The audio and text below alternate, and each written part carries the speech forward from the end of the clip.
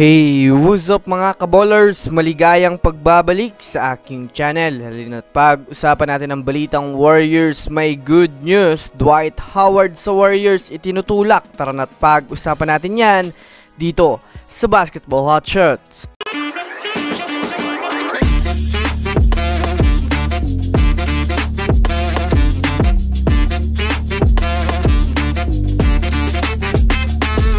Una nga muna tayong dumako mga kaballers sa balitang delikado nga daw ang Boston Celtics sa pilay na lineup ng Miami Heat ngayon.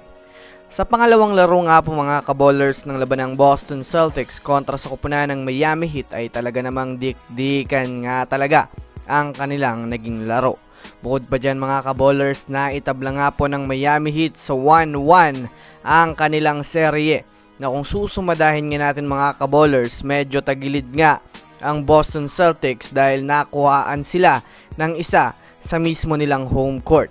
Ayon nga po mga kaballers sa inilabas na panayam nitong si Shaquille O'Neal, mukhang tagilid nga daw ang Boston Celtics sa pilay na lineup ng Miami Heat. Alam naman nga po natin mga kaballers na wala ang kanilang superstar na si Jimmy Butler matapos magtamo ng severe MCL sprain injury, na talaga namang isang malaking kawalan ito para sa koponan ng Miami Heat. Samantala kahit man nga ganun, marami pa rin naman ngang bala ang Miami Heat dahil sa kanya-kanyang pag-step up ng kanilang mga players.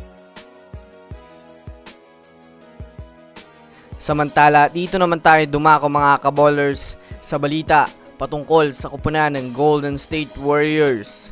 Well, sa kasalukuyan nga po mga kaballers ay kanya-kanyang bakasyon ngayon ng mga player ng Warriors base nga po sa pinakabagong balita na inilabas ni Anthony Slater ng The Athletics.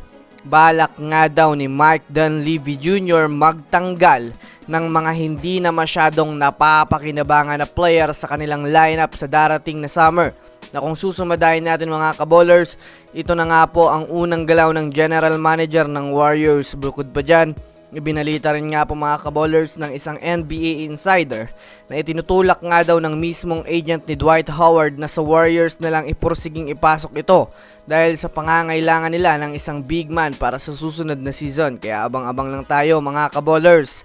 So that's it for today's video mga kaballers. Yun lang ang ating pag-uusapan sa ngayon. Pindutin ang subscribe and hit nyo na rin ang notification bell para sa mga susunod na updates sa mundo ng basketball. Again, this is Basketball Hotshots. Thanks for watching.